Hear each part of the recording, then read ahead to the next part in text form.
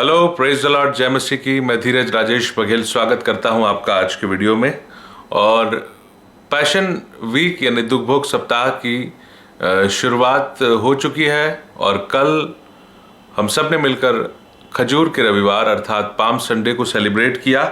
और आज जो है वो सोमवार का दिन, और यीशु मसीह ने सोमवार के दिन में जो घटनाएं किया या अपने यरूशलेम में प्रवेश के बाद जिन कामों को उन्होंने अंजाम दिया, उन कामों पर और उन कामों के आत्मिक महत्व पर और उनकी इच्छा, उनका पर्पस, उनका हमारे जीवन के लिए औचित्य क्या था, कैसा था, इस बात को मैं आपके सामने आज रखने के लिए आज की वीडियो में आया हूं।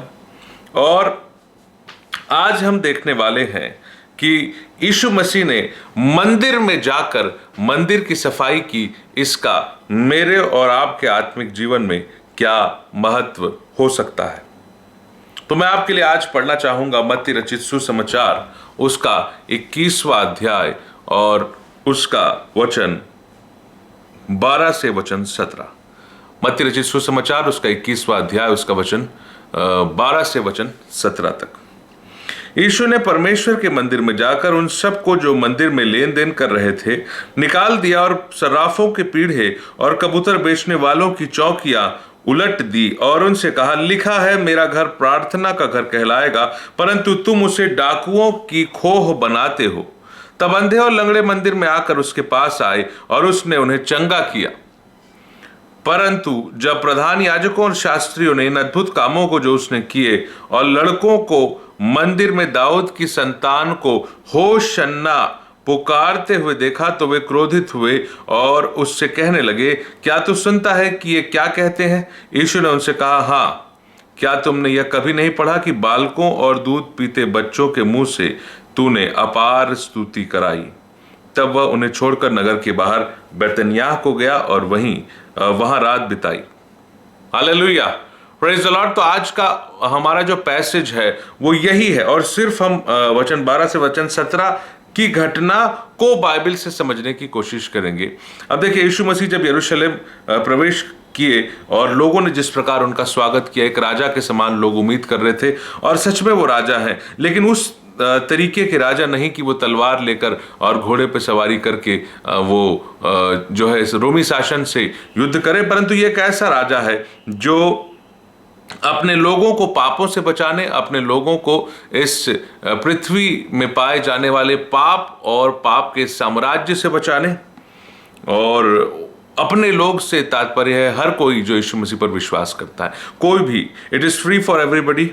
और हमारे लिए भी यह शिक्षा है कि हमने सेत मेद पाया है, इसलिए सेत मेद दे। और इसलिए मैं कहना चाहता हूं कि जो मंदिर में व्यापार चल रहा था, मंदिर में जो लेन देन चल रहा था, आज चर्चेस की स्थिति भी ऐसी ही है कि कुछ ले दे के ही लोगों को आत्मिक जीवन में लोग बढ़ोतरी करने की कोशिश करते हैं। कुछ ना कुछ ऐसा होता है जो कहीं ना कहीं व्यापार से संबंधित हो जाता है, पैसा कमाने से संबंधित हो जाता है, जिसके लिए लिखा भी है कि कुछ लोग ऐसा समझते हैं कि भक्ति कमाई का द्वार है। नहीं, यीशु मसीह ने कहा मेरा घर प्रार्थना का घर कहलाएगा, परंतु तुम उसे डाकुओं की खोह बनाते हो, जो कि बिल्कुल गलत है। आप और मैं इसलिए नहीं बुलाए गए हैं कि हम चर्च के अंदर बिजनेस करें, व्यापार करें और प्रभु की इच्छा को तोड़ें। प्रभु की इच्छा है कि हम प्रार्थना करें और प्रार्थना हमें करना पड़ेगा, प्रार्थना हमें अधिकाई से करना पड़ेगा, बहुतायत के साथ करना पड़ेगा, तब तो जाके आपके और मेरे जीवन में प्रभु का उद्देश्य सफल होगा कि मेरा घर प्रार्थना का घर कहलाएगा, है ना। लेकिन सबसे पहले हम ये देखते हैं कि डाकुओं की खोज, जिस स्थिति में आज मैं हूं या आप हैं या कोई भी व्यक्ति जो शैतान और उसके कार्यों से प्रभावित हो चुका है, संसार और उसकी वस्तुओं से प्रेम करने लगा है, उससे मित्रता करने लगा है, उससे प्रभावित हो चुका है, उससे ये जानना जरूरी है कि डाकुओं की खोह क्या होती है। और उसके बाद हम परमेश्वर के घर का एक्चुअल जो रियलिटी है कि वो प्रार्थना का घर होना चाहिए, और प्रार्थना का घर कैसे बनेगा, वो घर क्या है, इस बात को हम देखेंगे। तो डाकुओं की खोह, इसके लिए मैं आपके सामने एक रेफरेंस पढ़ना चाहूंगा, यिर्मयाह उसका 7वां अध्याय। यिर्मयाह भविष्यद्वक्ता की किताब उसका 7वां अध्याय और उसका वचन 1 से 11 तक। यिर्मयाह भविष्यद्वक्ता की किताब उसका वचन 7वां अध्याय वचन 1 से 11। जो वचन यहोवा की ओर से यिर्मयाह के पास पहुंचा वह यह है, यहोवा के भवन के फाटक खड़े हों और यह वचन प्रचार कर। यहोवा के भवन के फाटक पर खड़े हो और यह वचन प्रचार कर और कह, हे सब यहूदियों, तुम जो यहोवा को दंडवत करने के लिए इन फाटकों में प्रवेश करते हो, है ना, यहोवा का वचन सुनो। सेनाओं का यहोवा जो इज़राइल का परमेश्वर है यो कहता है, अपनी अपनी चाल चलन और काम सुधारो, तब मैं तुमको इस स्थान में बसे रहने दूंगा। तुम लोग यह कहकर झूठी बातों पर भरोसा मत रखो, यही यहोवा का मंदिर है, यही यहोवा का मंदिर है, यहोवा का मंदिर। हालेलुया। परमेश्वर अपने खुद के भवन के बारे में जो उस समय यरूशलेम में था और जो मंदिर बेबीलोन की बंधुआई के वक्त जो है बेबीलोन के राजा नबूकदनेस्सर के द्वारा जला दिया गया, इसलिए कि लोगों ने उस मंदिर को डाकुओं की खो बना दिया था। और यहां पर एक्चुअली मैं आपको बताऊं, डाकुओं की खो वर्ड पुराने नियम में पहले प्रयुक्त हुआ, इसके बाद ये नए नियम में आया। हालेलुया। ऐसा नहीं है कि यीशु मसीह ने आके इस शब्द, इस वाक्यांश को कि डाकुओं की खो को नए नियम में कहा या नए नियम में यीशु मसीह के मुंह से पहली बार, ऐसा नहीं है। परमेश्वर ने इस बात को इसी अध्याय में पहले भी कहा है। हालेलुया। तो परमेश्वर कह रहे हैं कि लोगों से बोल कि तुम लोग इस झूठी बात पर भरोसा कर रहे हो कि यह तो परमेश्वर का मंदिर है, यही हमारे परमेश्वर का मंदिर है। हम अपने परमेश्वर के मंदिर को लेकर बहुत ही खुश हैं और इसको लेकर हम गर्व महसूस कर रहे हैं, क्योंकि परमेश्वर ये बताना चाह रहे थे कुछ दिनों के बाद ये मंदिर बचेगा ही नहीं, ये जला दिया जाएगा। इसलिए जला दिया जाएगा क्योंकि तुमने इसे मंदिर ही नहीं रखा, तुमने इसे मंदिर रहने ही नहीं दिया। मंदिर वो होता है जिसमें यहोवा परमेश्वर की गहरी उपस्थिति होती है। मंदिर वो होता है जिसमें लोग आत्मा और सच्चाई से आराधना करते हैं। और मंदिर वो होता है जिसमें लोग परमेश्वर से बातचीत करने, परमेश्वर से मुलाकात करने, उसके बेटे और बेटी के रूप में उसके साथ एक संगति करने, उसके साथ समय बिताने के लिए आते हैं। लेकिन यह मंदिर वैसा नहीं रहा। यह मंदिर वो नहीं रहा जिसकी कल्पना परमेश्वर करते हैं, जिसको सोचकर परमेश्वर ने सुलेमान के लिए कहा। दाऊद राजा की बड़ी इच्छा थी कि मैं तो महलों में रहता हूं, मैं तो बहुत अच्छे अच्छे भवनों में रह रहा हूं, मेरे परमेश्वर जो है वो तंबू में क्यों वास करता है।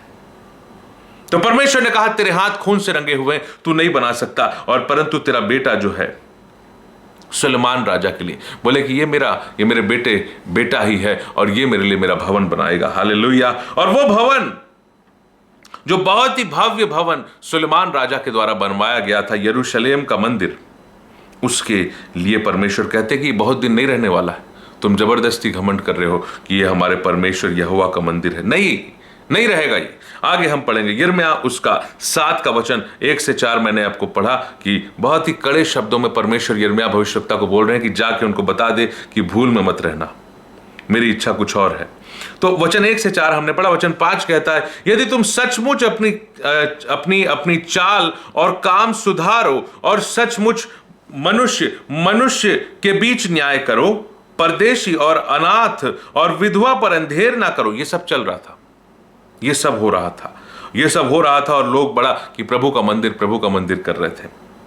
क्या लिखा? यदि तुम सचमुच अपने चाल चलन और काम सुधारो, सचमुच मनुष्य के बीच न्याय करो, परदेशी और अनाथ और विधवा पर अंधेर ना करो, इस स्थान में निर्दोष की हत्या ना करो और दूसरे देवताओं के पीछे ना चलो जिससे तुम्हारी हानि होती है, तो मैं तुमको इस नगर में और इस देश पे जो मैंने तुम्हारे पूर्वजों को दिया था, अर्थात अब्राहम, इसहाक और याकूब के घरानों को, जिसकी प्रतिज्ञा परमेश्वर ने ऑलरेडी अब्राहम को कर दी थी जब वो खुद जो है परदेशी रहता था, तो पूर्वजों को दिया था, युग युग के लिए रहने दूंगा।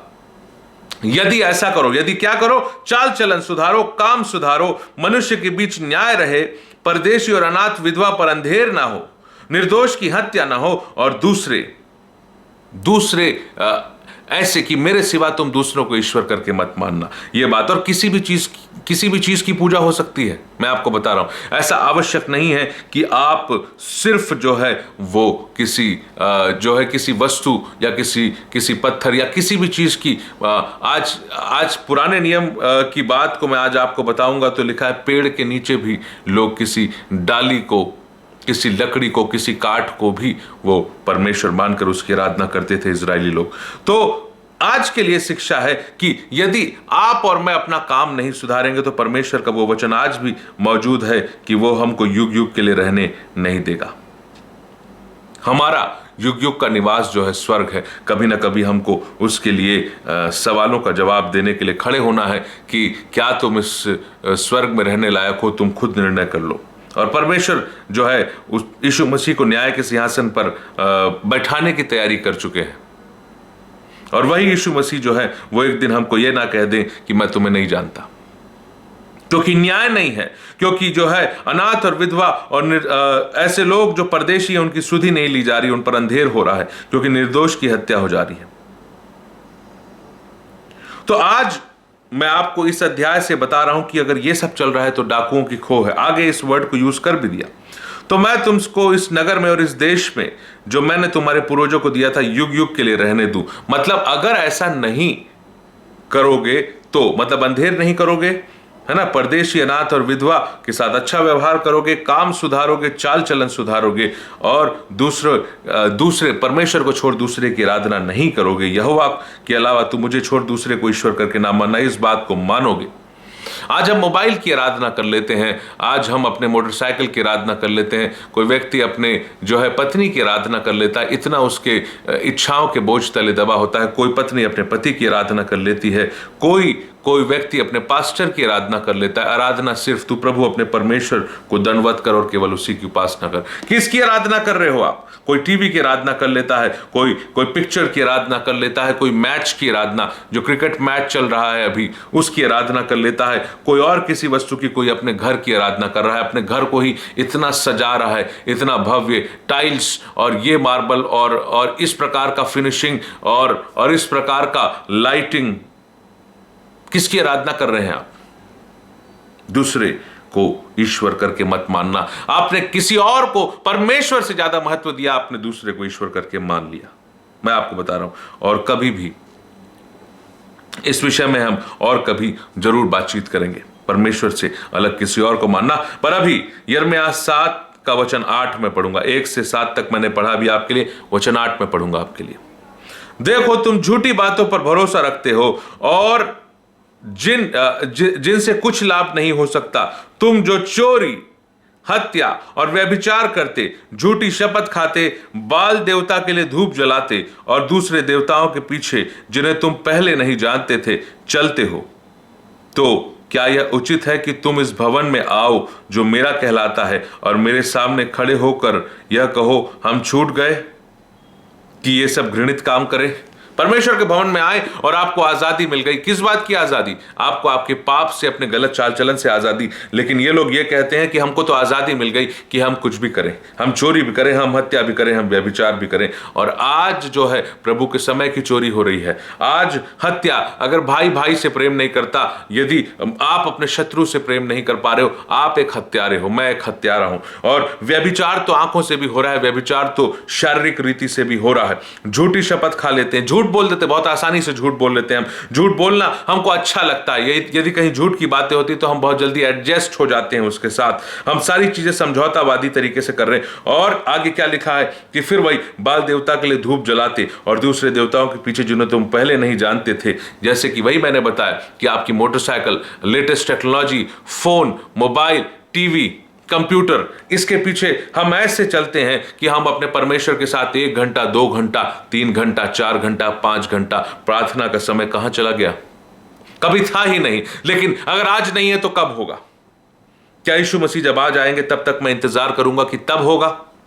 कब मैं अपने आत्मिक जीवन के लिए अपना व्यक्तिगत संबंध परमेश्वर के साथ, आप लेटेस्ट टेक्नोलॉजी नहीं, लेटेस्ट मुलाकात की आप चर्चा कीजिए, लेटेस्ट प्रार्थना की आप चर्चा कीजिए कि आज मैंने परमेश्वर के साथ आधा नहीं 1 घंटा, आज मैंने उस अध्याय को जिसको मैं कभी नहीं समझ सकता था, उस अध्याय को परमेश्वर से प्रार्थना में मांगा, पूछा और ये प्रार्थना की प्रभु से समझा और प्रभु ने मुझे समझा दिया। ये है लेटेस्ट टेक्नोलॉजी आपके जीवन के लिए। ना कि लेटेस्ट टेक्नोलॉजी ये है कि आप किसी फोन और किसी टीवी और किसी लैपटॉप और कंप्यूटर और आज की टेक्नोलॉजी, आज की अच्छी कार, अच्छी बाइक और जितनी चीजें, मॉडर्न चीजें, उसके पीछे मैं और आप जाते रहें और उसकी मूर्ति पूजा करते रहें।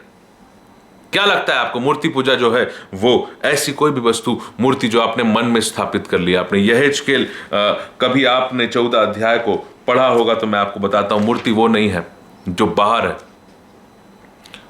मूर्ति वो है जो आपने अपने हृदय में स्थापित की है, और उसको स्थापित करने के बाद आपने परमेश्वर को महत्व देना छोड़ दिया।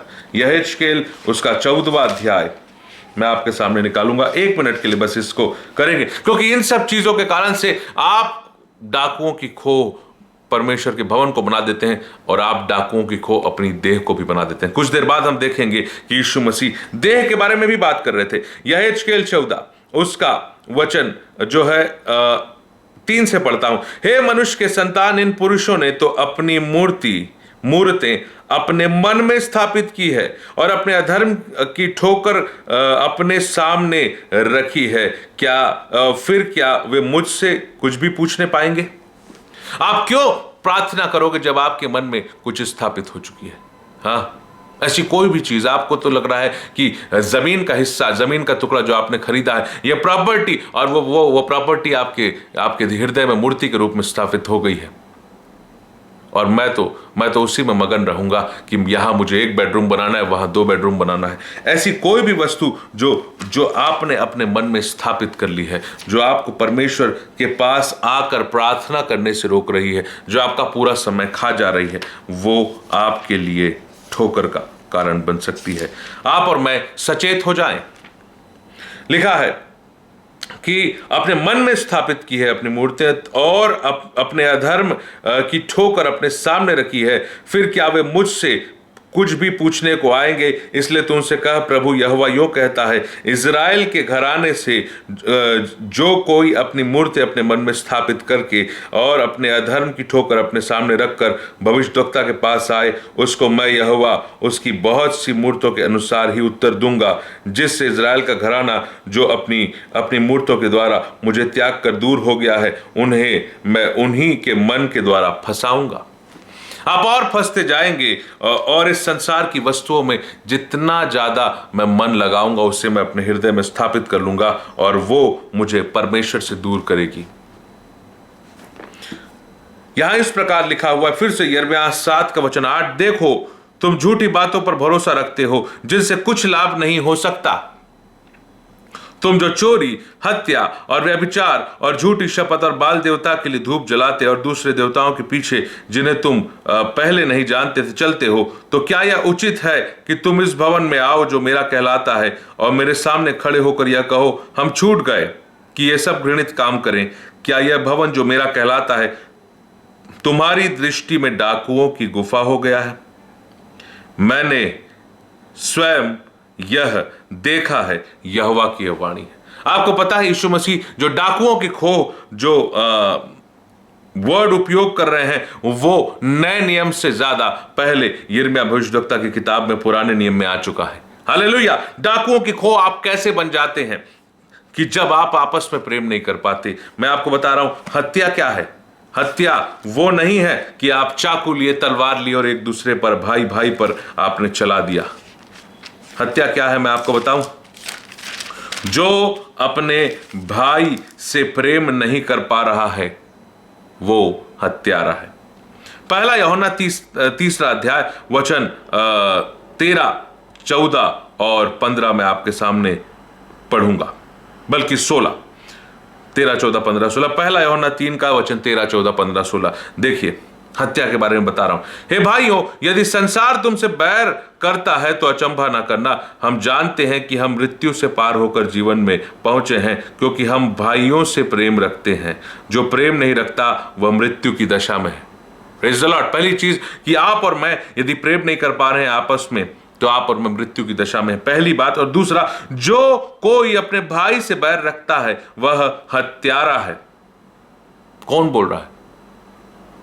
मैं कह रहा हूं। मेरी बात को आप सुन के बहुत सीरियसली ले लें ना लें, कोई फर्क नहीं पड़ता। बाइबल बोल रही है, जो कोई अपने भाई से बैर रखता है वह हत्यारा है, और तुम जानते हो कि किसी हत्यारे में अनंत जीवन नहीं रहता। हमने प्रेम इसी से जाना है कि उसने हमारे लिए अपने प्राण दे दिए। जिस पैशन वीक को हम मना रहे हैं, यीशु मसीह ने आपके और मेरे लिए अपने प्राण दे दिए, और हमें भी अपने भाइयों के लिए प्राण देना चाहिए। पर जिस किसी के पास संसार की संपत्ति हो और वह अपने भाई को कंगाल देखकर उस पर तरस खाना ना चाहे, तो उसमें परमेश्वर का प्रेम कैसे बना रह सकता है? आपके पास खाने को है, आपके पास पहनने को है, आपके पास रहने को है, लेकिन आप किसी ऐसे कमजोर व्यक्ति की सुधि नहीं ले पा रहे हैं, तो परमेश्वर का प्रेम आप में कैसे बना रह सकता है? हे बाल को हम वचन और जीभ ही से नहीं, पर काम और सत्य के द्वारा भी प्रेम करें। Hallelujah, praise the Lord. जीभ से, मुंह से कि भाई मैं तुझसे बहुत प्रेम करता हूं, मैं तेरे बारे में कितना सोचता हूं, सिर्फ इतना ही नहीं बल्कि काम और सत्य के द्वारा भी आपको प्रेम करना पड़ेगा। Hallelujah, praise the Lord. पहला यूहन्ना 3 आपको बताता है कि यदि आप अपने भाई से बैर रखते हैं, भाई से प्रेम नहीं कर पाते, तो आप एक हत्यारे हैं। इस बात को आप और मैं जितना अच्छे से समझ लें, आपके मेरे लिए अच्छा होगा कि क्या मैं हत्या और यही सब चीजें, व्यापार जो परमेश्वर के मंदिर में चल रहा है, मैं आपके लिए फिर से उस मत्ती 21 में आना चाहता हूं। मत्ती 21 की बात हमने शुरू किया था, और मत्ती 21वां अध्याय में क्या लिखा हुआ है? मत्ती 21 का वचन 12 क्या लिखा है? मेरा घर प्रार्थना का घर कहलाएगा, परंतु तुम उसे डाकुओं की खो बनाते हो। क्या लगता है ये सारे काम और डाकुओं की खो? यिर्मयाह 7 का वचन 1 से 11 में मैंने आपको पढ़ के बता दिया। डाकुओं की खो, यदि आत्मिक जीवन में मैं और आप चोरी, हत्या, व्यभिचार और परमेश्वर के अलावा दूसरों को अधिक समय देना, अपने मन में कुछ ना कुछ दूसरी वस्तुओं को, संसार की वस्तुओं से प्रेम करना जो है, वो मूर्ति पूजा हो गई है। तो इस चीज में अगर मैं फंसा हूं तो मैं डाकुओं की खो हूं। परमेश्वर का वचन डाकुओं की खो की बहुत अच्छी डेफिनेशन दे रहा है। तो आप डाकुओं की खो हैं, मैं डाकुओं की खो हूं, लेकिन प्रभु यीशु मसीह बोलते हैं, लिखा है मेरा घर प्रार्थना का घर कहलाएगा, परंतु तुम उसे डाकुओं की खो बनाते हो। तो अब अगला सवाल उठता है कि प्रभु यीशु मसीह का घर क्या है? हालेलुया। अगले सवाल पे हम चलते हैं। डाकुओं की खो का सवाल यहां पर समाप्त होता है। यिर्मयाह 7 उसका वचन 1 से 11 पढ़ लीजिए। डाकुओं की खो के सवाल का उत्तर आपको मिल जाएगा। Hallelujah, praise the Lord. लेकिन अब अगला सवाल मेरे और आपके सामने आता है कि परमेश्वर का घर या मेरा घर प्रार्थना का घर कहलाएगा, तो जो यीशु मसीह का जो घर है क्या है, कौन है? तो मैं आपके लिए निकालना चाहता हूं इसी से कुलुसियों की पत्री उसका 1 अध्याय, कुलुसियों की पत्री उसका 1 अध्याय और उसका वचन 24 से 29। कुलुसियों की पत्री 1 अध्याय उसका वचन 24 से 29 इस प्रकार लिखा है, अब मैं उन दुखों के कारण आनंद करता हूं जो तुम्हारे लिए उठाता हूं, और मसीह के क्लेशों की घटी अपने देह के मसीह के क्लेशों की घटी उसकी देह के लिए अर्थात कलीसिया के लिए अपनी देह में पूरा करता हूं, जिसका मैं परमेश्वर के उस प्रबंध के अनुसार सेवक बना जो तुम्हारे लिए मुझे सौंपा गया है, ताकि परमेश्वर के वचन का पूरा पूरा प्रचार करूं। एक और बात है, कई बार आपको ऐसा लगता होगा कि मैं बहुत सारी बातें या कुछ वीडियो लंबा हो जाता है, लेकिन एक बात है, इसके पीछे कारण है कि परमेश्वर के वचन का पूरा पूरा प्रचार होना चाहिए। कभी भी इस बात से कि लंबा है या छोटा है, जब तक परमेश्वर का वचन आप तक पहुंच नहीं जाता उसका प्रचार, या मुझ तक पहुंच नहीं जाता उसका प्रचार होना चाहिए, ताकि मैं परमेश्वर के वचन का पूरा पूरा प्रचार करूं, अर्थात उस भेद को जो समयों और पीढ़ियों से गुप्त रहा, परंतु अब उसके उन पवित्र लोगों पर प्रकट हुआ। समयों और पीढ़ियों से गुप्त रहा, कौन? यीशु मसीह गुप्त थे, लेकिन 2000 वर्ष पहले वो देहधारी हुए, मनुष्य रूप में देहधारी हुए, परंतु अब उसके उन पवित्र लोगों पर प्रकट हुआ जिन पर परमेश्वर ने प्रकट करना चाहा, कि उन्हें ज्ञात हो कि अन्य जातियों में उस भेद की महिमा का मूल्य क्या है। उस भेद, जो सीक्रेट, जो मिस्ट्री, जो परमेश्वर का सीक्रेट है, परमेश्वर का जो भेद है, जो यीशु मसीह में पाया जाता है। तो क्या लिखा कि उस भेद को जो समय और पीढ़ियों से गुप्त रहा, परंतु अब उसके उन पवित्र लोगों पर प्रकट हुआ जिन पर परमेश्वर ने प्रकट करना चाहा। और क्या प्रकट करना चाहा? कि उन्हें ज्ञात हो कि अन्य जातियों में उस भेद की महिमा का मूल्य क्या है, और वह यह है कि मसीह जो महिमा की आशा है तुम में रहता है। मसीह जो महिमा की आशा है तुम में रहता है। तो यीशु मसीह कह रहे हैं कि मेरा घर प्रार्थना का घर कहलाएगा, और मसीह किस में रहता है? मसीह का घर क्या है? मसीह का घर आप और मैं है। हालेलुया। कुलुसियों 1 आपको यही कहता है कि मसीह जो महिमा की आशा है तुम तुम में रहता है, जिसका प्रचार करके हम हर एक मनुष्य को चेतावनी देते और सारे ज्ञान से हर एक मनुष्य को सिखाते हैं कि हम हर एक व्यक्ति को मसीह में सिद्ध करके उपस्थित करें। आप और मैं यदि मसीह में सिद्ध नहीं होंगे तो हम ऊपर जाएंगे, जब हम मृत्यु के बाद या जब हम प्रभु में सो जाएंगे और प्रभु में उठाए जाएंगे, तो वहां जाकर आप प्रभु मसीह में सिद्ध नहीं हैं तो आप कैसे स्वर्ग के योग्य बन पाएंगे। इसी के लिए हमको सोचना पड़ेगा कि यदि मसीह हम में रहता है तो ये घर को जो है डाकुओं की खो नहीं, हमको मेरे शरीर को डाकुओं की खो नहीं, बल्कि मेरे शरीर को क्या बनना है, प्रार्थना का घर बनना है, जिस पर आज हम फोकस करने वाले हैं। Hallelujah, praise the Lord. जिसका प्रचार करके हम हर एक मनुष्य को चेतावनी देते हैं और सारे ज्ञान से हर एक मनुष्य को सिखाते हैं कि हम हर एक व्यक्ति को मसीह में सिद्ध करके उपस्थित करें। इसी के लिए मैं उसकी उस शक्ति के अनुसार जो मुझ में सामर्थ्य के साथ प्रभाव डालती है, तन मन लगाकर परिश्रम। इस बात के लिए पौलुस परिश्रम करते हैं, किस बात के लिए, कि हर एक मनुष्य मसीह में सिद्ध हो जाए। क्या मैं मसीह में सिद्ध हुआ हूं? आपको चेक करना पड़ेगा। और आप सिद्ध हैं कैसे? यदि आपका घर प्रार्थना का घर है, यदि आपकी देह जो परमेश्वर का, प्रभु यीशु मसीह का मंदिर है, पवित्र आत्मा परमेश्वर का पिता का मंदिर है, तो उस मंदिर में क्या प्रार्थना हो रही है या उस मंदिर को डाकुओं की खो के रूप में मैं रखा हुआ हूं? यदि प्रार्थना हो रही है तो सच में ये प्रभु के लिए सिद्ध हुआ। क्या लिखा है? इसी के लिए मैं उसकी उस शक्ति के अनुसार, पौलुस परमेश्वर की उस शक्ति के अनुसार जो मुझ में सामर्थ्य के साथ प्रभाव डालती है, तन मन लगाकर परिश्रम करता हूं। तन मन लगाकर मैं परिश्रम कर रहा हूं उस शक्ति के लिए, क्योंकि परमेश्वर मुझे शक्ति दे रहा है। वो सामर्थ ऊपर से आ रही है। जब यीशु गत्समनी के बाग में थे तो एक स्वर्गदूत है जो उसे सामर्थ दे रहे थे, और उसी प्रकार पौलुस कहते हैं कि मैं प्रार्थना में जा रहा हूं और मुझे सामर्थ मिल रही है, और वो शक्ति जो है वो मुझ में सामर्थ के साथ प्रभाव डालती है, और उसके कारण से मैं तन मन लगाकर जो है वो काम करता हूं, परिश्रम करता हूं। क्या आप और मैं प्रभु के लिए तन मन लगाकर परिश्रम कर रहे हैं? क्या आप और मैं प्रभु के लिए अपने आत्मिक जीवन को, इस देह को तैयार कर रहे हैं? ये देह जो यीशु मसीह का मंदिर है, ये देह जो पवित्र आत्मा परमेश्वर का मंदिर है, ये देह जिसमें पिता आत्मा के माध्यम से मेरे साथ निवास करना चाहते हैं। कहते हैं मैं उनका पिता होऊंगा, वो मेरे बेटे बेटी होंगे, मैं उनके साथ निवास करूंगा। क्या मैं इसके लिए तन मन लगाकर परिश्रम कर रहा हूं? क्या मैं यत्न कर रहा हूं? और ये बात है प्रार्थना करने के लिए यत्न करना और प्रयास करना। हालेलुया। तो पहली बात तो क्लियर हो गई कि मेरा घर है ना, डाकुओं की खो क्लियर हुआ। फिर मेरा घर यानी आप और मैं, मेरी और आपकी बॉडी प्रभु यीशु मसीह का मंदिर है, पवित्र आत्मा परमेश्वर का मंदिर है। इसी बात को इब्रानियों उसका 3:6 भी हमको बताता है। इब्रानियों की पत्री उसका 3 अध्याय और उसका वचन 6 कहता है, परंतु मसीह पुत्र के समान परमेश्वर के घर का अधिकारी है और उसका घर हम हैं। मसीह पुत्र के समान परमेश्वर के घर का अधिकारी है और उसका घर हम हैं। तो आप मामूली नहीं हैं, आप परमेश्वर का घर हैं, आप मसीह का घर हैं और मसीह आपका अधिकारी है। आपका अधिकार इस पर नहीं चलना चाहिए। यदि मेरा अधिकार चलेगा तो मैं डाकुओं की खो ही बनाऊंगा अपनी देह को।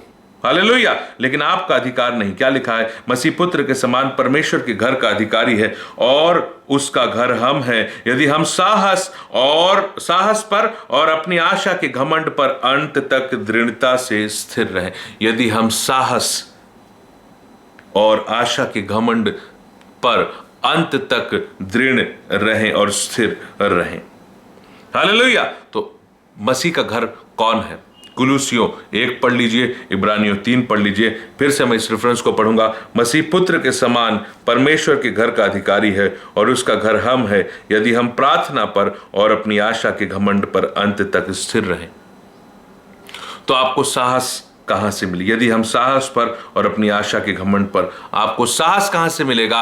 आपको आशा कहां से मिलेगी? कैसे मिलेगी? इसका आंसर है प्रार्थना। प्रभु ने खुद कहा कि मेरा घर, तो आप और मैं परमेश्वर के, यीशु मसीह के, पवित्र आत्मा परमेश्वर के घर हैं, उसके मंदिर हैं। यदि हम साहस और अपनी आशा के घमंड पर अंत तक दृढ़ता से स्थिर रहें, तो आपको साहस कहां से मिलेगा? आपको शक्ति कहां से मिलेगी? आपको साहस और शक्ति जो है वो परमेश्वर से प्रार्थना करके मिलती है। हालेलुया। परमेश्वर से प्रार्थना करके आपको साहस मिलेगा। तो आइए हम अपने मुख्य भाग में आए कि डाकुओं की खो हो गया मेरा घर, जैसे यीशु मसीह बोला मेरा घर, तो मेरा घर अर्थात आप और मैं परमेश्वर का, यीशु मसीह का पवित्र आत्मा परमेश्वर का घर है। अब हम तीसरे पार्ट और सबसे इंपॉर्टेंट भाग में आ रहे हैं कि मेरा घर प्रार्थना का घर कहलाएगा। आप किसके घर हैं और मैं किसका घर हूं, ये मैं सोच लूं, आप सोच लें। और अब मैं इस आज के संदेश के तीसरे भाग में आ रहा हूं कि मत्ती 21 उसका वचन 13 कहता है, लिखा है मेरा घर प्रार्थना का घर कहलाएगा। क्या मैं प्रार्थना का घर हूं? तो आइए हम प्रार्थना का घर बनने के लिए प्रार्थना को कुछ देर समझने की कोशिश करें। मत्ती रचित सुसमाचार उसका 6वां अध्याय और उसका वचन 9 से वचन 13। मत्ती रचित सुसमाचार 6 उसका वचन 9 से वचन 13। क्या लिखा है? अतः तुम इस रीति से प्रार्थना किया करो, हे हमारे पिता तू जो स्वर्ग में है, तेरा नाम पवित्र माना जाए, तेरा राज्य आए, तेरी इच्छा जैसे स्वर्ग में पूरी होती है वैसे ही पृथ्वी पर भी हो। हमारे दिन भर की रोटी आज हमें दे, और जिस प्रकार हमने अपने अपराधियों को क्षमा किया है वैसे ही तू भी हमारे अपराधों को क्षमा कर, और हमें परीक्षा में ना ला परंतु बुराई से बचा, क्योंकि राज्य और पराक्रम और महिमा सदा तेरे ही हैं। आमीन आमीन हालेलुया, प्रेज द लॉर्ड। मैं आपको एक बात बताना चाहता हूं कि ये प्रभु की प्रार्थना जो है वो क्या है पता है? प्रभु की प्रार्थना एक पैटर्न है जो आपको यीशु मसीह ने, मुझको यीशु मसीह ने दिया है। अतः तुम इस रीति से प्रार्थना किया करो। इस रीति से, यह कोई प्रार्थना का आपको विषय नहीं दिया गया है, यह प्रार्थना का आपको तरीका बताया गया है कि first step, second step, third step, fourth step. जैसे आप चाय बनाते हैं तो पहले आप पतीला गैस पर चढ़ाते हैं, पहले आप जिस बर्तन में आपको चाय बना उसे आपने गैस पर चढ़ाया। मैं एग्जाम्पल दे रहा हूँ। उसके बाद आपने पानी या काली चाय बना रहे हैं तो सिर्फ पानी, दूध की चाय बना रहे हैं तो पानी और दूध मिक्स या फिर केवल दूध आप पतीले पर डाल देते हैं। फिर आप गैस ऑन करते हैं।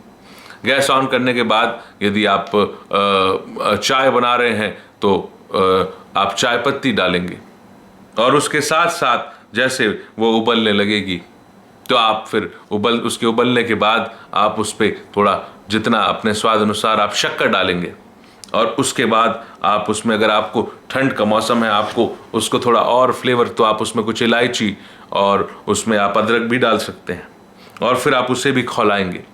तब तक खौलाएंगे जब तक कि उस चाय पत्ती का, उस अदरक का और जो कुछ भी आप चाह रहे हैं उसका शक्कर का टेस्ट उस चाय में उबल के ना आ जाए। और फाइनली आप उसे उतारते हैं, उसे अपने कप में ढालते हैं और फिर उसे सर्व किया जाता है। यह है बेसिक प्रोसीजर। कभी भी इस प्रोसीजर ऐसा नहीं होगा कि आप पतीले को बाद में चढ़ाएं और दूध और पानी को गैस पे पहले चढ़ा दें। यह प्रोसेस है। इसलिए यीशु मसीह ने कहा कि अतः तुम इस रीति से प्रार्थना किया करो। This is the procedure to pray, this is not the subject. किस विषय के लिए प्रार्थना करना ये नहीं है, इस तरीके से आपको प्रार्थना करना, इस रीति से आपको और मुझको प्रार्थना करना है। लूका 11 में इसी प्रार्थना के लिए और एक बहुत खूबसूरत वर्ड यूज हुआ है। लूका उसका 11वां अध्याय और उसका वचन 1 से मैं आपके लिए पढ़ूंगा। चेलों की डिमांड थी यीशु मसीह से कि प्रभु हमको भी तो प्रेयर सिखा दे। और आपको बताऊं, यीशु मसीह ने इस पृथ्वी पर सबसे ज्यादा जिस बात पर फोकस किया है वो है प्रार्थना। जागते रहने और प्रार्थना करते रहने पर यीशु मसीह अपना मैक्सिमम फोकस देना चाहते हैं। क्या लिखा है? लूका 11 का वचन 1, वह किसी जगह प्रार्थना कर रहा था। जब वह प्रार्थना कर चुका तो उसके चेलों में से एक ने उससे पूछा, हे प्रभु, जैसे यूहन्ना ने अपने चेलों को प्रार्थना करना सिखाया वैसे ही हमें भी तू सिखा, या हमें भी तू सिखा दे। तो इस पर यीशु मसीह का क्या कहना है? उसने उनसे कहा, जब तुम प्रार्थना करो तो कहो। जब, सो दिस, ये जो जब है, जब मेरे लिए बहुत ही इंटरेस्टिंग बात है। मैं आपको इस बात को मैं कोशिश करता हूं कि मैं किंग जेम्स वर्जन इंग्लिश से इसे मैं पढ़ूं। लूका उसका 11वां अध्याय और उसका वचन 1 लिखता है कि and he said when you pray, उसके बाद देन से Our Father which art in heaven, hallowed be thy name, thy kingdom come, thy will be done as in heaven, so as in earth. Give us this day, give us day by day our daily bread, and forgive us our sins, for we also forgive everyone that is indebted to us. And lead us not into temptation, but deliver us from evil. Hallelujah. तो यीशु मसीह एक बात कहते हैं कि and he said on to them when you pray से, जब तुम प्रार्थना करो तब कहो। मैं बताऊं, ये जो प्रार्थना, प्रभु की प्रार्थना प्रभु ने सिखाई। जब आप प्रार्थना कर रहे हैं, छोटी प्रार्थना कर रहे हैं, लेकिन प्रोसीजर यही फॉलो होना चाहिए। तब तुम कहो, हे हमारे पिता तू जो स्वर्ग में है। और इसमें इसका 3 भाग है। जब आप प्रार्थना कर रहे हैं तो इस 3 भाग को, 3 या 4 भाग को मैं आज आपके सामने रखना। जब आप प्रार्थना कर रहे हैं, मत्ती 6:9 से 13 के प्रोसीजर से प्रार्थना करिए।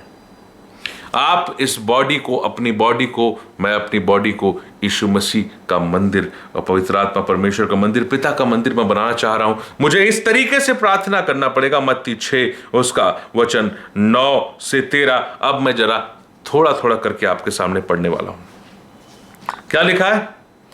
अतः तुम इस रीति से प्रार्थना किया करो, हे हमारे पिता तू जो स्वर्ग में है, तेरा नाम पवित्र माना जाए। हे हमारे पिता तू जो स्वर्ग में है, तेरा नाम पवित्र माना जाए। ये क्या है?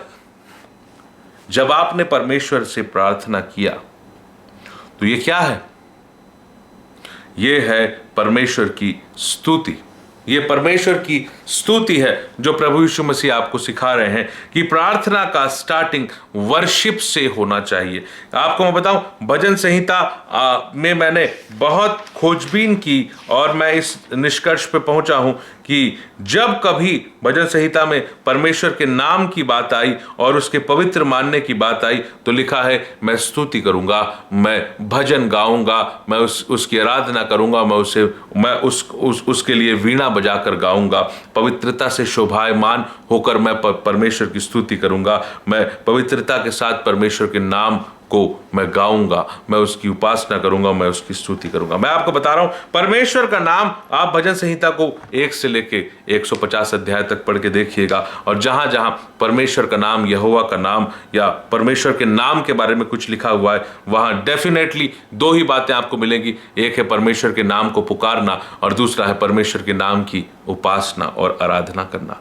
और यहां लिखा है, हे हमारे पिता तू जो स्वर्ग में है और तेरा नाम पवित्र माना जाए। आप किसी व्यक्ति को पवित्र मानते हैं तो आप उसकी क्या करेंगे? आप उसका आदर करेंगे। हालेलुया। और आप उसका आदर कैसे करेंगे? आप उसकी तारीफ करेंगे। और आप उसकी तारीफ कैसे करेंगे? कि आप उसकी स्तुति के गीत गाएंगे, आप उसकी वर्शिप करेंगे। और इसलिए पहला भाग है, हे हमारे पिता तू जो स्वर्ग में है, तेरा नाम पवित्र माना जाए, इज द वर्शिप टाइम।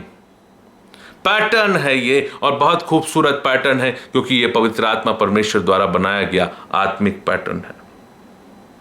आप वर्शिप में जाएंगे, तेरा नाम पवित्र माना जाए, तो पिता जो स्वर्ग में है, तो स्वर्ग के पिता की आपको आराधना करना है। उस स्वर्ग के पिता जो, और वो पिता जो है वो उस पिता और पुत्र एक हैं, पिता और पिता एक हैं। और वो पिता जो है, वो पिता कहते हैं कि परमेश्वर तो आत्मा है।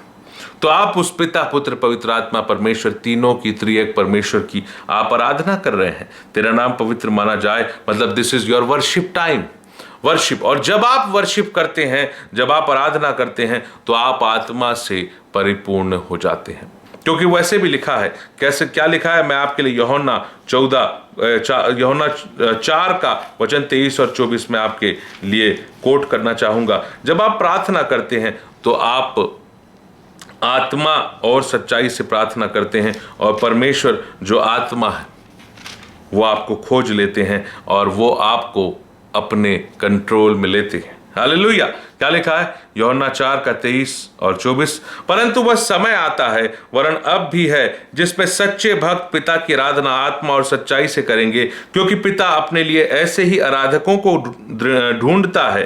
परमेश्वर आत्मा है हालेलुया। तो जब परमेश्वर आपको ढूंढ रहे हैं, जब आप सच्ची आराधना कर रहे हैं और परमेश्वर आत्मा है, मतलब आत्मा की उपस्थिति आपके ऊपर आ गई। परमेश्वर आत्मा है और अवश्य है कि उसकी आराधना करने वाले आत्मा और सच्चाई से आराधना करें। Hallelujah, praise the Lord. तो first part of your prayer is worship in truth and spirit.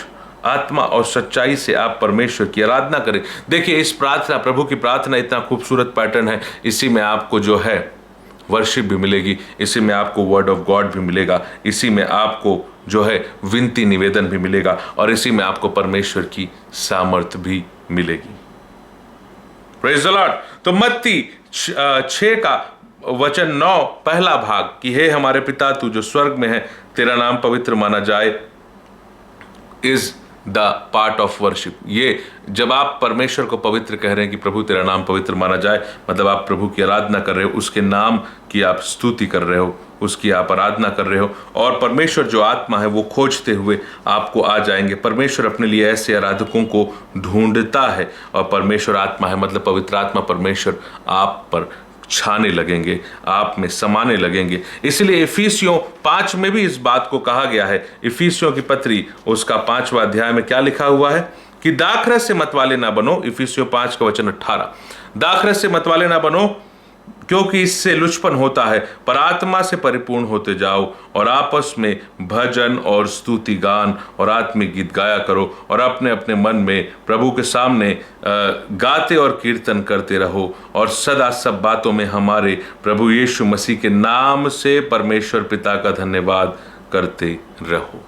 Hallelujah. यही मैं कह रहा हूं कि जब परमेश्वर के नाम को आपको पवित्र मानना है तो आपको पिता का धन्यवाद करना है, पिता के लिए भजन गाना है, स्तुति गीत गाना है और आत्मिक गीत गाना है। अपने अपने मन में प्रभु के सामने गाते और कीर्तन करते रहना है। क्यों? क्योंकि जब आप ऐसा करेंगे तो आप आत्मा से परिपूर्ण होते जाएंगे। Hallelujah, praise the Lord. इफिसियों 5 उसका वचन 18, 19 और 20 आपके लिए आत्मा से परिपूर्ण होने का एक जो तरीका प्रभु ने बताया है। और यूहन्ना 4 में कहते हैं कि परमेश्वर तो आत्मा है और वो आत्मा और सच्चाई से आराधना करने वालों को खोजता है, और परमेश्वर के नाम से क्या होना है, मसीह के नाम से परमेश्वर पिता का धन्यवाद करो। जब जहां परमेश्वर के नाम का और मसीह का, पिछले वीडियो में हमने देखा कि मसीह का कोई भी नाम जो है वो सब नाम पिता का है।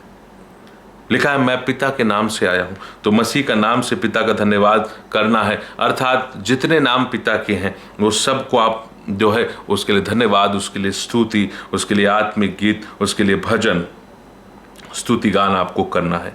तो हे हमारे पिता तू जो स्वर्ग में है और तेरा नाम पवित्र माना जाए की शुरुआत वर्शिप से होती है।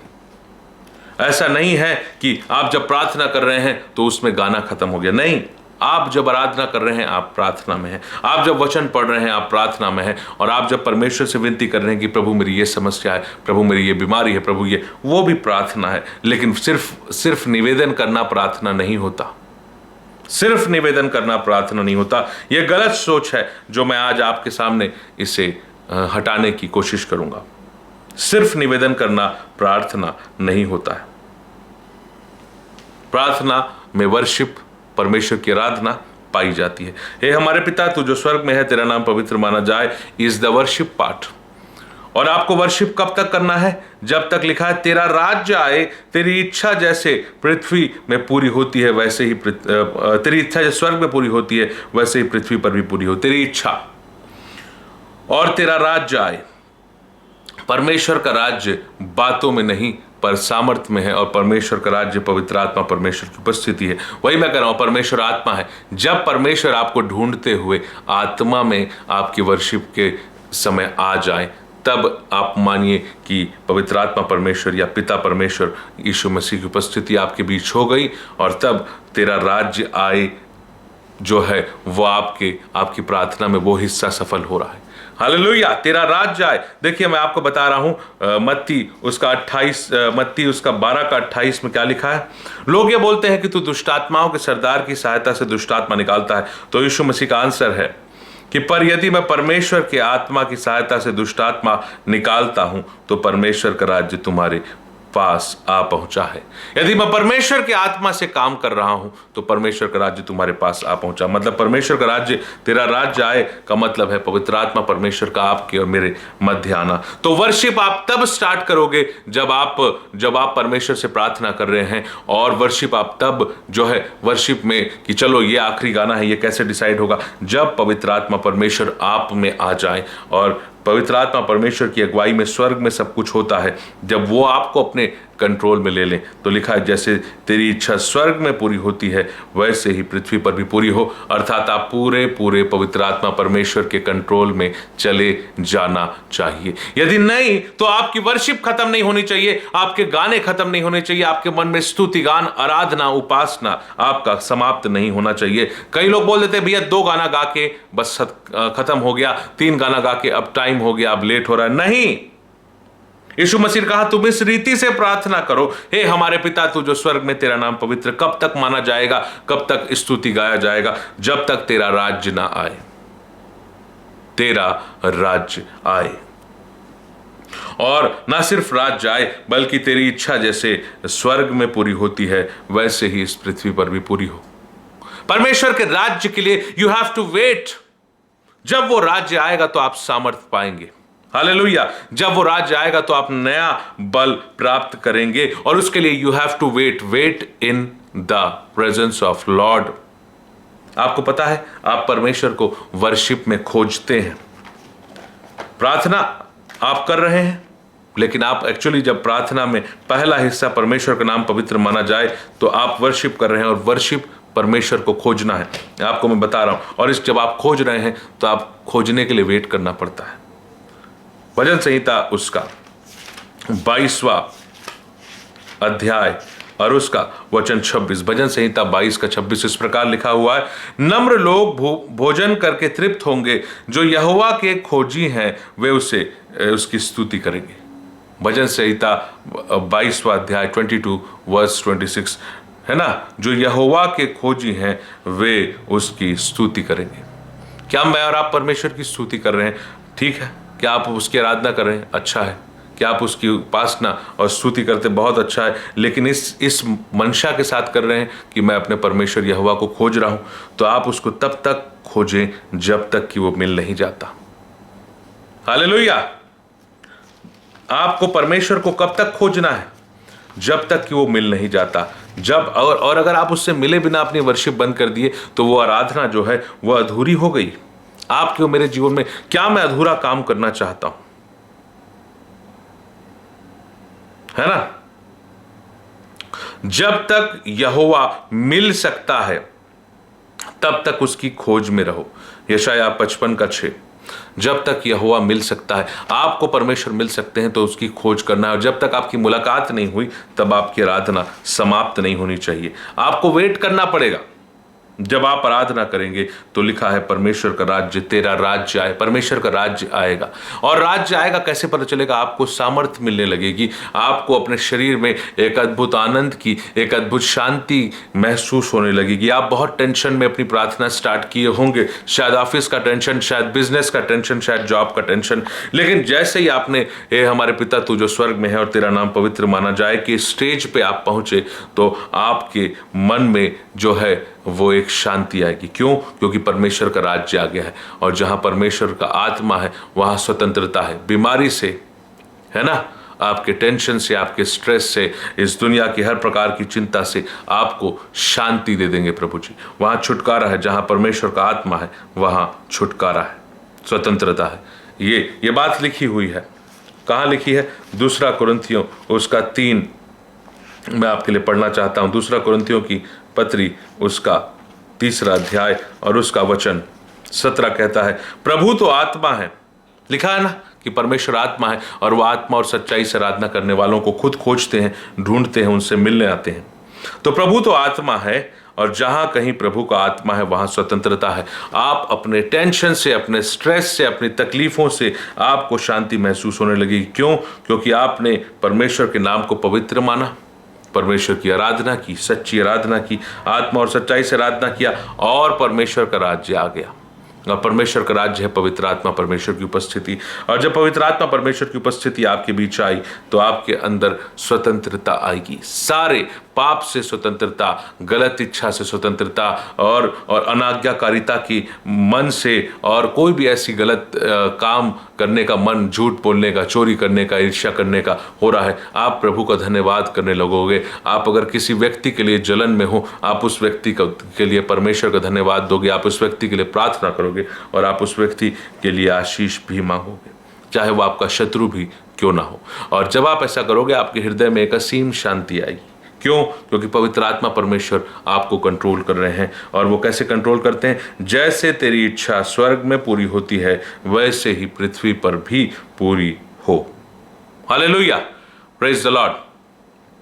और ये जब आपने, हे हमारे पिता तू जो स्वर्ग में है, तेरा नाम पवित्र माना जाए और तेरा राज्य आए, वर्शिप और उसका तेरा राज्य आए, अर्थात पवित्र आत्मा परमेश्वर की उपस्थिति, और तेरी इच्छा जैसे स्वर्ग में पूरी होती है वैसे ही पृथ्वी पर भी पूरी हो, अर्थात पवित्र आत्मा परमेश्वर का आपके देह पर कंप्लीट कब्जा।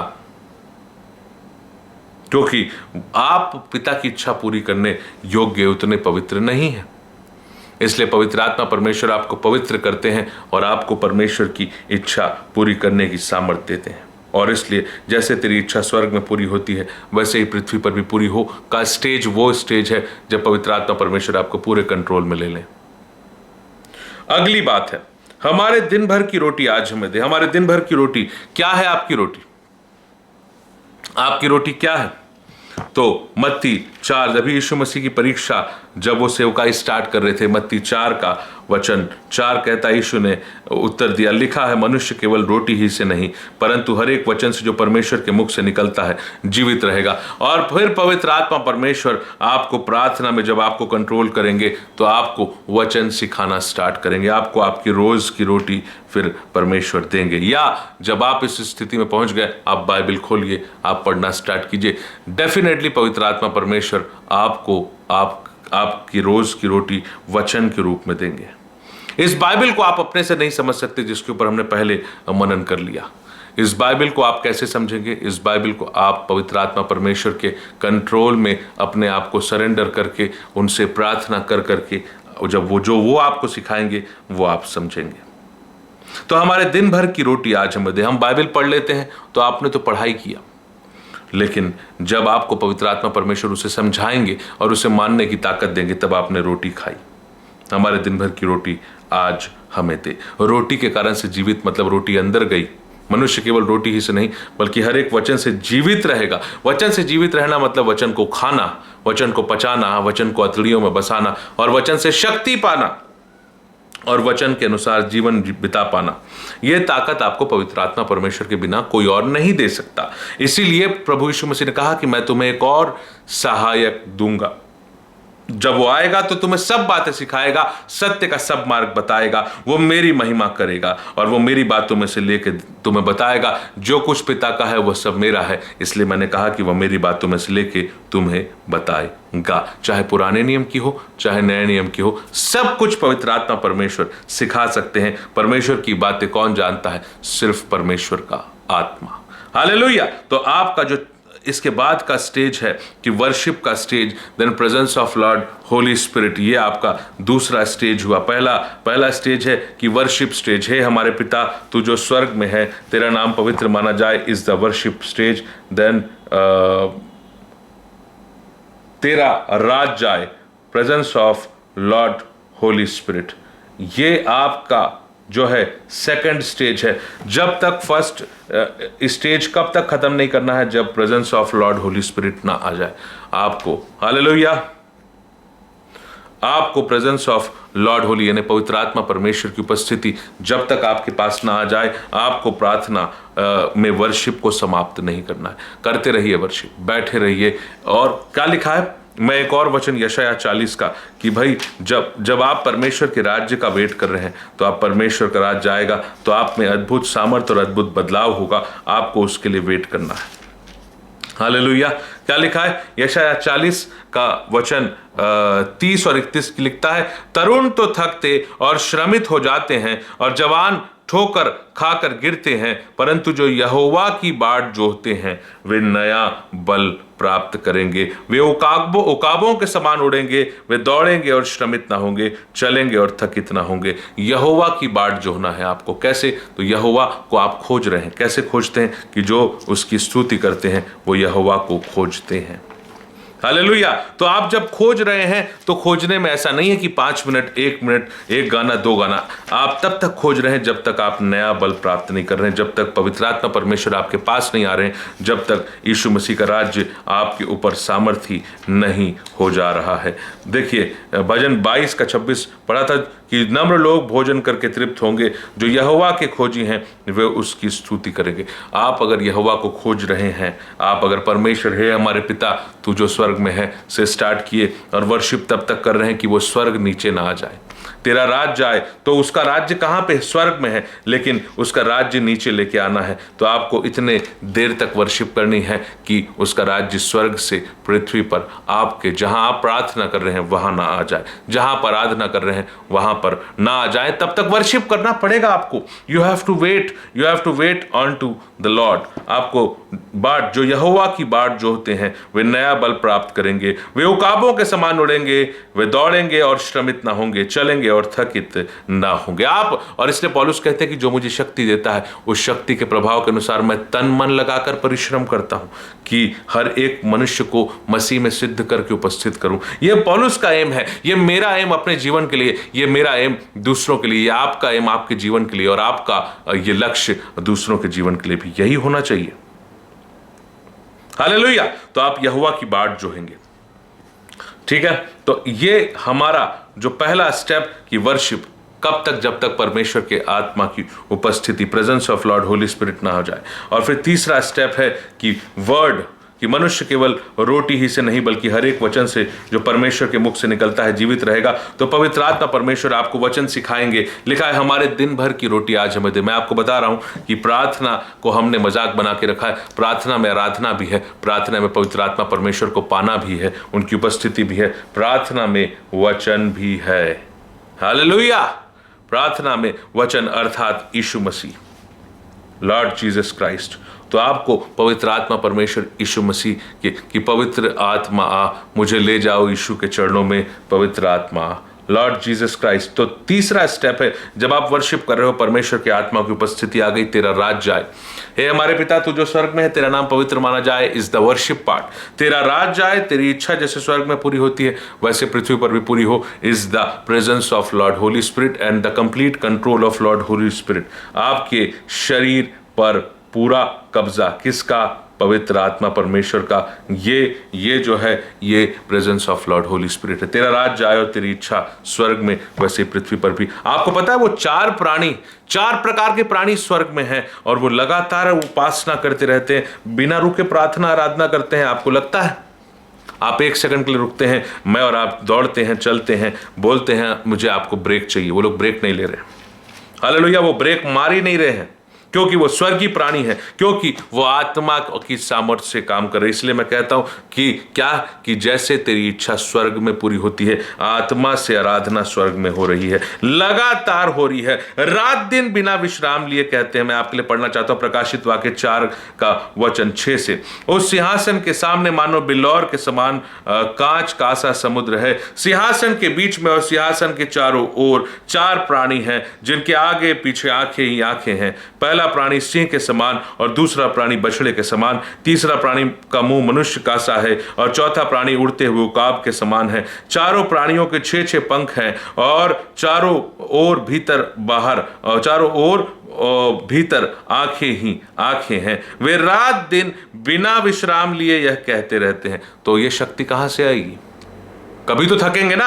वो रात दिन बिना विश्राम लिए यह कहते रहते हैं, पवित्र पवित्र पवित्र प्रभु परमेश्वर सर्वशक्तिमान, जो था, जो है और जो आने वाला है। क्या मैं उन 4 प्राणियों के समान जैसे आराधना वो कर रहे हैं वैसा आराधना जब आप करोगे तब आप आत्मा और सच्चाई से आराधना कर रहे हो। आपकी आराधना, आपकी स्तुति रुकेगी नहीं। और आप उस स्तुति को इसलिए नहीं कर रहे हो क्योंकि आप प्रभु को कि यह फॉर्मेलिटी है, चलो 2 गाना गा लिए। नहीं, you are searching Lord the Father. आपकी सर्च लास्ट में समाप्त होगी। जब लिखा है क्योंकि राज्य, पराक्रम और महिमा सदा तेरे, जब परमेश्वर का राज्य आप खोज कर रहे हैं, आपने वर्शिप में खोजा, फिर आपने जो है वर्शिप में खोजा, तो पवित्र आत्मा परमेश्वर आए आपकी सहायता करने के लिए। सबसे पहले वो सहायक पृथ्वी पर हमारे लिए दिए गए हैं। तो जब आपने स्तुति किया है हमारे पिता तू जो स्वर्ग में है, तेरा नाम पवित्र माना जाए, आपने स्तुति किया, तो फिर आगे क्या है कि तेरा राज्य आए, तेरा नाम पवित्र माना जाए। आपने स्तुति किया, परमेश्वर का राज्य, पवित्र आत्मा परमेश्वर आ गए आपके बीच में, तेरा राज्य आए, पवित्र आत्मा परमेश्वर ने आप पर कब्जा किया। तेरी इच्छा जैसे स्वर्ग पे पूरी होती है वैसे ही पृथ्वी पर भी पूरी हो। और उसके बाद फिर आपने रोज की रोटी को प्राप्त किया, हमारे दिन भर की रोटी आज हमें दे, अर्थात यीशु मसीह को आपने पा लिया और यीशु मसीह को आपने ग्रहण किया, उस रोटी को आपने ग्रहण किया। और उसे कौन खिलाता है? उसे पवित्र आत्मा परमेश्वर खिलाते हैं। लिखा है कि हमारे दिन भर की रोटी आज हमें दे, पवित्र आत्मा परमेश्वर आपको वचन सिखाएंगे, समझाएंगे, आपको रोटी मिलेगी। और फिर वचन 12 कहता है कि और जिस प्रकार हमने अपने अपराधियों को क्षमा किया है वैसे ही तू हमारे अपराधों को क्षमा कर। अब लोगों के साथ अब आपकी प्रार्थना स्टार्ट हो रही है, वो प्रार्थना जो विनती है, वो प्रार्थना है जो निवेदन है, वो स्टार्ट हो रही है कि आपने लोगों के लिए प्रार्थना किया कि प्रभु मेरा इससे रिश्ता ठीक नहीं है, इसने मेरे विरुद्ध अपराध किया, इसके विरुद्ध मैंने अपराध किया, सबको क्षमा करना स्टार्ट कीजिए। हालेलुया। और क्षमा करने की ताकत कौन देंगे? यीशु मसीह और पवित्र आत्मा परमेश्वर आप में छा जाएंगे, आपकी निर्बलता में आप पर छा जाते हैं, वो आप में छा जाएंगे और आपको प्रार्थना करने की और आपको जो है किस बात की अपने अपराधियों को क्षमा करने की ताकत देंगे। मैं बता रहा हूं आपको, बहुत लोग अपने शत्रु से, अपने अपराधियों से प्रेम नहीं कर पाते क्योंकि वो पवित्र आत्मा परमेश्वर से प्रार्थना नहीं कर रहे हैं, पवित्र आत्मा परमेश्वर के कंट्रोल में नहीं जा रहे हैं, वर्शिप में प्रभु की उपस्थिति में वो जा नहीं पा रहे हैं। और अगर नहीं जा पा रहे हैं तो आप प्रभु से प्रार्थना करें, मांगे कि प्रभु मैं आत्मा और सच्चाई से तेरी आराधना करना चाहता हूं, मैं क्योंकि तू आत्मा है। हालेलुया। परमेश्वर तू आत्मा है, मैं तुझसे भर जाना चाहता हूं। हालेलुया। आपको इसलिए आराधना करना है, ठीक है। और इसके बाद जब आप आत्मा से भर चुके हैं, जब आपने रोज की रोटी अर्थात यीशु मसीह जो वचन है उसे खा लिया, तो अब आप अपने अपराधियों को क्षमा करने के लिए दुआ कीजिए। एक एक याद करिए कि मैंने उसके विरुद्ध पाप किया, मैंने उसके विरुद्ध पाप किया, मैंने इससे झूठ बोला, मैंने इससे गलत तरीके से बातें किया, मैंने इस पर हाथ उठाया, मैंने इसको गाली दिया। नहीं प्रभु जी, मैं एक एक के लिए प्रार्थना करता हूं कि मुझे माफ कर दे, मैंने गलती किया है, मैंने पाप किया है, मुझे माफ कर दे। कौन ये ताकत देगा? पवित्र आत्मा परमेश्वर आपको ताकत देंगे। और जैसे ही आपने अपने अपराधियों को क्षमा किया वैसे ही आपके अपराध बोलेंगे, बेटा मैं तेरे सारे अपराध क्षमा करता हूं। ये हमारे पिता की वाणी, आत्मिक स्वर की वाणी आपको पता चलेगी और आपको फिर एक शांति महसूस होगी। आपको अपने पापों की क्षमा का एहसास हो जाएगा कि मेरे मेरे मेरे मेरे पाप को मेरे स्वर्गीय पिता ने क्षमा कर दिया। मेरे पाप को मेरे उस आसमानी बाप ने, स्वर्ग के मालिक ने, स्वामी ने क्षमा कर दिया, मेरे पिता ने क्षमा कर दिया। और फिर आपको एक अद्भुत शांति मिलेगी कि हाँ मेरा पिता मुझसे प्रेम करता है, उसने मुझे क्षमा कर दिया। क्रूस पर से यीशु मसीह ने इसलिए तो कहा था कि हे पिता इन्हें क्षमा कर, पिता आपको क्षमा कर देंगे।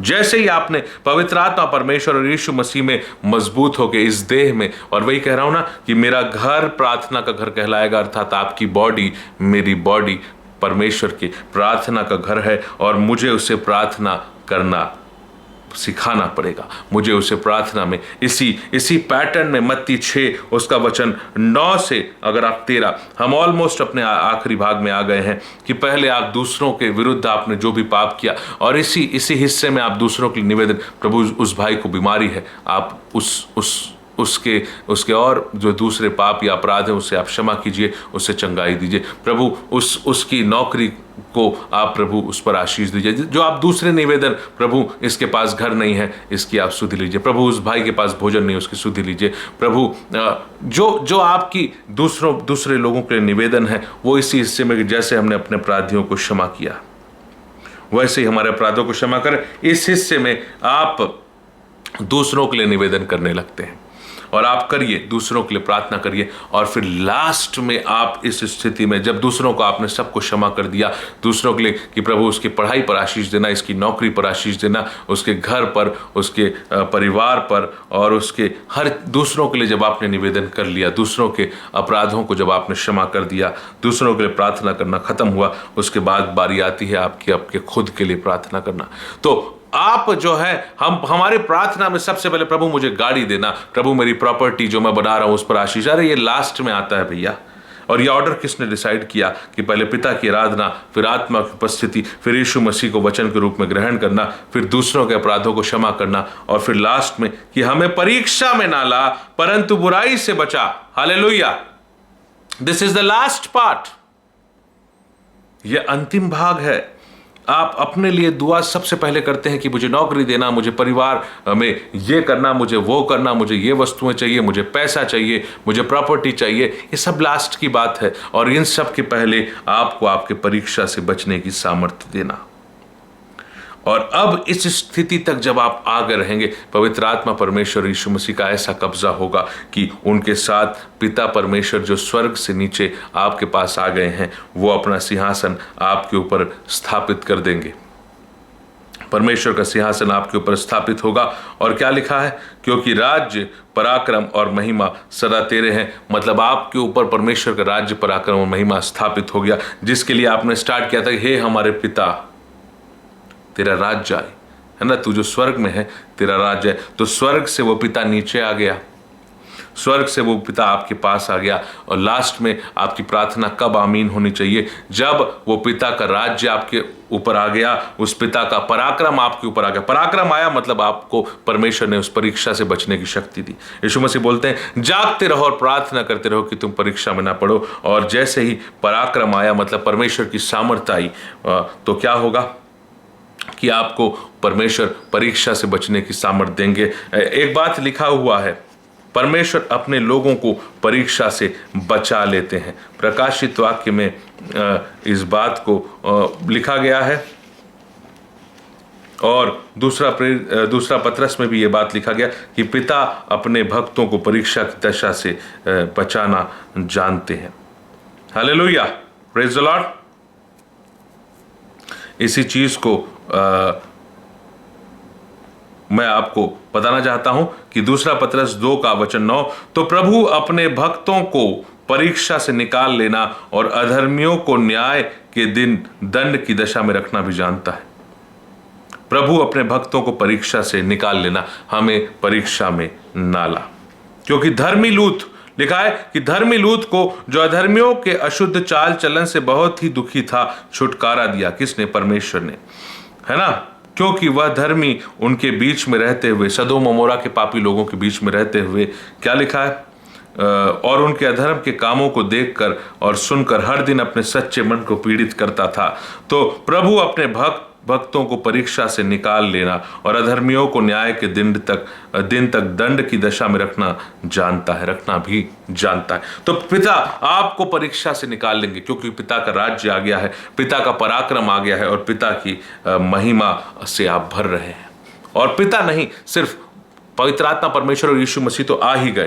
तेरा राज्य आए मतलब पवित्र आत्मा परमेश्वर आ गए, और हमारे दिन भर की रोटी आज हमें दे मतलब यीशु मसीह आ गए। और लास्ट में हमें परीक्षा में ना ला परंतु बुराई से बचा। तो पिता परमेश्वर जो है वो आपको बुराई में पड़ने नहीं देंगे। पहला कुरिन्थी उसका 10:13 क्या कहता है? पिता की बड़ी मैं तारीफ उस स्वर्गीय पिता की करना चाहता हूं कि देखिए, दूसरा पत्रस में पिता अपने भक्तों को परीक्षा से निकाल लेना जानता है, पहली बात। दूसरी बात, पहला कुरिन्थी 10:13 में क्या लिखा हुआ है कि क्योंकि तुम किसी ऐसी परीक्षा में नहीं पड़े, है ना, लिखा है तुम किसी ऐसी परीक्षा में, पहला कुरिन्थी 10:13 लिखा है, तुम किसी ऐसी परीक्षा में नहीं पड़े जो मनुष्य के सहने से बाहर है। परमेश्वर सच्चा है, वह तुम्हें सामर्थ्य से बाहर परीक्षा में ना पड़ने देगा, वरन परीक्षा के साथ निकास भी करेगा कि तुम सह सको। परमेश्वर का जब राज्य, पराक्रम और सामर्थ्य आएगा, तब पिता के सामने कोई नहीं ठहर सकता।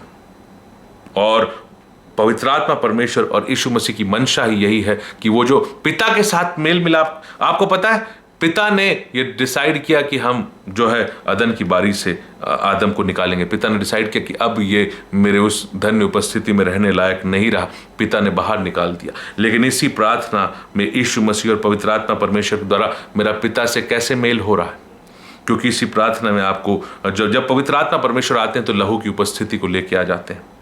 हालेलुया, इसको हम आने वाले दिनों में देखेंगे। और उस लहू के कारण से लास्ट में क्या लिखा है कि पिता का, क्योंकि राज्य, पराक्रम और महिमा सदा तेरे हैं। पिता का राज्य भी आ गया, पिता का पराक्रम भी आ गया, पिता की महिमा भी आ गया। और वो किसके ऊपर आ गया? तेरे ही है। और मेरे ऊपर राज्य पिता का है, मेरे ऊपर पराक्रम सामर्थ पिता का है, और मेरे ऊपर महिमा लिखा है। हर एक मनुष्य ने पाप किया और परमेश्वर की महिमा से रहित है, लेकिन जब परमेश्वर की महिमा आई तो आपको महिमामय बनाया परमेश्वर ने। हालेलुया। तो हमें परीक्षा में डाला। तो इसी चीज को 1 कुरिन्थी 10:13 कहता है, तुम किसी ऐसी परीक्षा में नहीं पड़े जो मनुष्य के सहने से बाहर है, परंतु क्या है? सच बात है कि परमेश्वर सच्चा है और वह तुम्हें सामर्थ्य से बाहर परीक्षा में ना पड़ने देगा, वरन परीक्षा के साथ निकास भी करेगा कि तुम सह सको। कब? जबकि तुम उस परमेश्वर पिता से प्रार्थना कर रहे हो। तो इसलिए हम स्टार्ट करते हैं, हे हमारे पिता। लेकिन प्रार्थना पिता से कर रहे हो, लेकिन पवित्र आत्मा परमेश्वर पहले आ रहे हैं, उसके बाद यीशु मसीह हमारे दिन भर की रोटी वह हमारे बीच आ रहे हैं, और उसके बाद हम अपने अपराधियों को क्षमा कर पा रहे हैं, अपराधों की क्षमा, और फिर पिता की वो गहरी उपस्थिति कि हम परीक्षा से बच पा रहे हैं। पिता हमको सामर्थ्य से बाहर परीक्षा में पढ़ने नहीं देता, परमेश्वर पिता, और हमें परीक्षा के साथ निकास भी करता है कि हम सह सकें।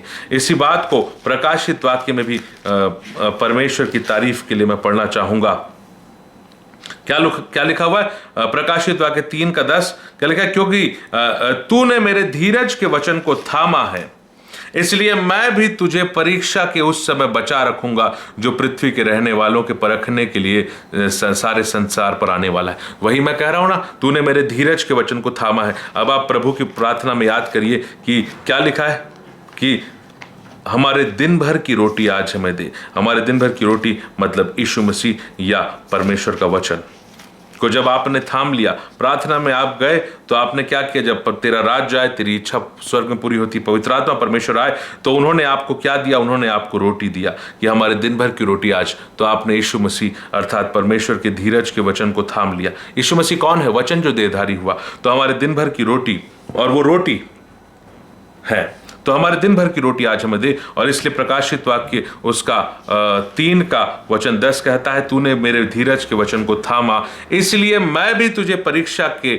उस समय बचा रखूंगा जो पृथ्वी के रहने वालों के परखने के लिए सारे संसार पर आने वाला है। तो इससे क्लियर होता है कि आपको परीक्षा से बचाने का काम पिता का है, और जब पिता इस काम को पूरा करेंगे तो आपके जीवन में साबित हो जाएगा कि पिता का राज्य आ गया, पिता का पराक्रम आ गया, पिता की महिमा आ गई, और एट लास्ट आप और मैं ये कह पाएंगे कि आमीन, हालेलुया, आमीन, कि परमेश्वर मेरे ऊपर छा गया, पिता का राज्य आ गया। पहला अध्याय यहेजकेल का पढ़िएगा। परमेश्वर की सवारी जो थी वो करूबों पर होती थी। करूब वो 4 किस्म के प्राणी जिनका मुंह सिंह के समान, बैल और उकाब के समान और मनुष्य के समान था। इसके ऊपर परमेश्वर का जो है सिंहासन लगता था, और परमेश्वर का मोबाइल व्हीकल। आप यहेजकेल एक अध्याय पढ़ लीजिएगा, और तब मैं भी कहूंगा कि आमीन, क्योंकि परमेश्वर का राज्य आ गया, परमेश्वर का पराक्रम आ गया, और परमेश्वर की महिमा मेरे जीवन में आ गई। क्यों? क्योंकि मैं अपनी परीक्षा से बच गया। लिखा है, हमें परीक्षा में ना ला परंतु बुराई से बचा, क्योंकि राज्य और पराक्रम और महिमा सदा तेरे हैं। आमीन, हालेलुया। तो हमारा जो विषय था आज का कि मेरा घर प्रार्थना का घर कहलाएगा, परंतु तुम उसे डाकुओं की खो बनाते हो। आज के लिए मैं आपको सिर्फ इसी बात पे मैं फोकस कराना चाहता हूं कि परमेश्वर का जो घर है वो प्रार्थना का घर है, और उस प्रार्थना के घर को प्रार्थना करना किसने सिखाया? प्रभु ने खुद सिखाया। और मत्ती 6 का आप 9 से 13 आप पढ़ेंगे तो प्रार्थना का घर आप कैसे बनेंगे, आज मैंने उसको एक्सप्लेन किया। मैं खुद इस बात के लिए प्रयास करता रहता हूं। मैं आपको सच बताऊं, मैं खुद इस पैटर्न को फॉलो करने की कोशिश करता हूं। ये जो प्रभु यीशु मसीह ने दिया कि हे हमारे पिता तू जो स्वर्ग में है, तेरा नाम पवित्र माना जाए, तेरा राज्य आए, मतलब सबसे पहले वर्शिप, उसके बाद presence of Lord Holy spirit, जब पवित्र आत्मा परमेश्वर का प्रेजेंस आया तो मेरे ऊपर कब्जा होगा, कंट्रोल होगा। देन परमेश्वर का वचन वो सिखाएंगे, हमारे दिन भर की रोटी आज हमें दे। फिर वो हमको अपने अपराधियों को क्षमा करने की ताकत देंगे, पिता और पवित्र आत्मा परमेश्वर और पुत्र परमेश्वर। और फिर हम दूसरों के लिए विनती करेंगे, दूसरों के लिए निवेदन करेंगे। फिर लास्ट में हम अपने लिए निवेदन करेंगे, और जब हम अपने लिए निवेदन करेंगे तो पिता गिफ्ट के रूप में अपने आप को दे देंगे। अब्राहम को परमेश्वर ने कहा कि तेरा अत्यंत बड़ा प्रतिफल और तेरी ढाल मैं हूं। जब आपको आपकी समस्या, आपकी विपत्ति की जरूरत पड़ती, परमेश्वर खुद आ जाते हैं। यह परमेश्वर का प्रेम है, परमेश्वर स्वयं आ जाते हैं। यह परमेश्वर का अद्भुत प्रेम है। जब आपको ये सामर्थ्य की आवश्यकता होती है, परमेश्वर स्वयं आ जाते हैं। उत्पत्ति उसके 15:1 में कहते हैं, इन बातों के पश्चात यहोवा का यह वचन दर्शनों में अब्राहम के पास पहुंचा, हे अब्राहम मत डर, तेरी ढाल और तेरा अत्यंत बड़ा प्रतिफल मैं हूं। जब आपको खुद के लिए कुछ जरूरत है, पिता खुद आ जाते हैं। हालेलुया। ये उस पिता का प्रेम है कि आपको लगता है कि अदन की बारी से तो आदम को निकाला गया, आपको लगता है कि समस्या जो है, समस्या के समय निकाला गया क्योंकि वो पापी हो गए थे। लेकिन परमेश्वर की सच्चाई ये आपके सामने प्रकट होती है कि वो आपकी ढाल, जब आपको ढाल की आवश्यकता होती है, परमेश्वर खुद आ जाते हैं। तो आज हमने सीखा कि प्रभु की प्रार्थना का महत्व। प्रभु की प्रार्थना एक पैटर्न है, और यीशु मसीह का एक स्टेटमेंट है कि मेरा घर प्रार्थना का घर कहलाएगा, परंतु तुम उसे डाकुओं की खोह बनाते हो। तो इसके लिए आपको और मुझको देखना पड़ेगा कि क्या मैं प्रार्थना का घर बन पा रहा हूँ, क्या मैं यीशु मसीह के द्वारा दिए गए मत्ती 6 के पैटर्न के तरीके से पहले वर्शिप, फिर वर्शिप में presence of Lord Holy Spirit, then presence of Lord Holy Spirit के बाद तीसरा स्टेप है वर्ड ऑफ गॉड या रोज की रोटी मिलना। उसके बाद चौथा स्टेप है विनती, निवेदन। किसके लिए? सबसे पहले किसके लिए? आपको दूसरों के लिए, दूसरों के अपराधों के लिए, फिर अपने परीक्षा और अपने पापों से बचने के लिए। एंड देन पांचवा स्टेप है कि ये कैसे पूरा होगा? Power of God, presence of God. तो ये 5 स्टेप में आपकी प्रभु की प्रार्थना को मैंने कैटेगराइज करने की कोशिश की। Worship, presence of Lord Holy spirit, word of Lord Jesus Christ या लॉर्ड जीसस क्राइस्ट, फिर चौथा है सप्लिकेशन, विनती या निवेदन, और पांचवा स्टेप है power of God and presence of God, परमेश्वर की सामर्थ और परमेश्वर की उपस्थिति। Hallelujah, praise the Lord. तो उम्मीद कर रहा हूं कि परमेश्वर ने आज के वचन के द्वारा आपसे बहुत आयत से बातें किया होगा। मत्ती 21 का वचन 12 से 17 कहता है कि मेरा घर प्रार्थना का घर कहलाएगा, परंतु तुम उसे डाकुओं की खोह बना देते हो। कल भी प्रार्थना के ऊपर चर्चा करेंगे। कल भी बहुत अच्छे तरीके से हम प्रार्थना पर फोकस करेंगे, है ना। उम्मीद है कि आज के वचन के द्वारा परमेश्वर ने आपसे बातें किया होगा। फिर से मिलेंगे एक नए वीडियो के साथ। तब तक कि प्रभु आपको आशीष दें। जय मसीह की। Praise the Lord.